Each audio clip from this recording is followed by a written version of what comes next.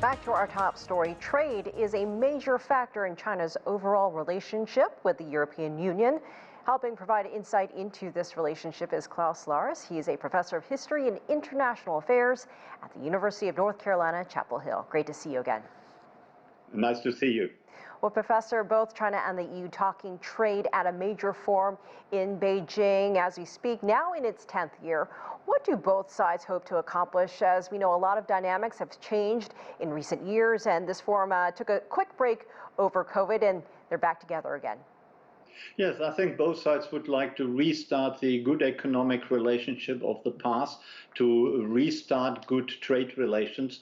And there have been problems recently. Both sides have criticized each other, and the EU has particularly been very strong in its criticism. That started with Ursula von der Leyen's speech of March of this year, when she talked about de-risking relations with China, and that, I think, shocked the Chinese authorities.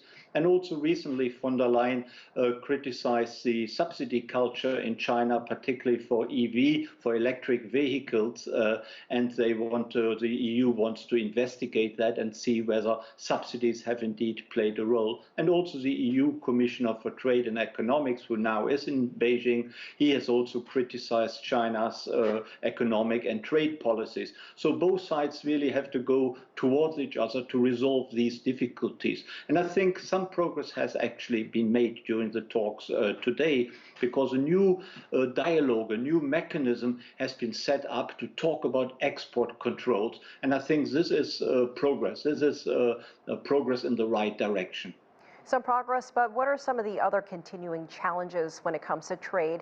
Are all EU members on the same page? And what are some of the opportunities, optimistically, between Brussels and Beijing?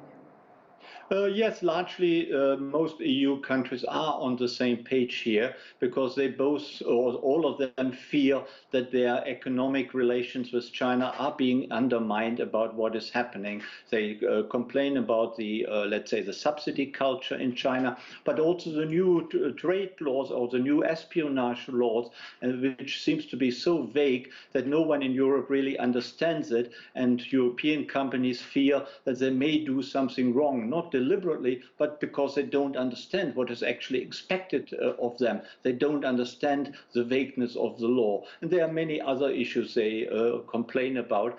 But of course, they hope to get both sides hope to get their act together, to move towards each other by talking, by developing that new mechanism to overcome problems, for example, export problems. The EU tries to stay balanced between the United States and China. Talk about the United States here when it comes to EU-China economic and trade relations, and this balance as the U.S. also tries to assert itself. Yes, the United States, as we all know, has started on a very tough policy towards China, and relations between the United States and China are burdened in all respects, in all fields. That is trade, but that is also geopolitics. These are military relations where still no communications exist between both countries.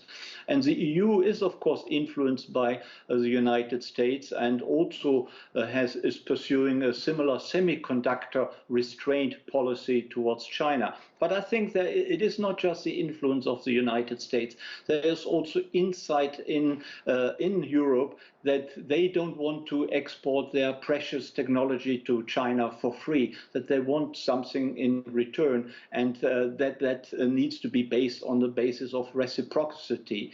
Therefore, the demand in general is that China has to open its market more, so that European companies stand more of a chance of competing in China, in the market in China, and that the Chinese are not just being successful competing in the European market.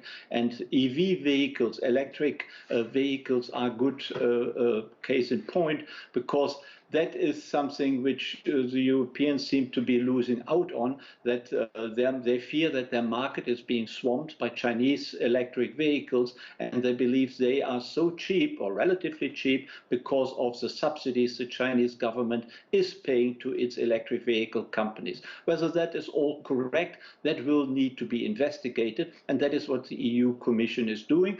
But I think also that new dialogue mechanism will help to overcome these problems and to bring greater transparency into the export of both sides into each other's markets. All right, Professor Klaus Larres, thank you so much for your time.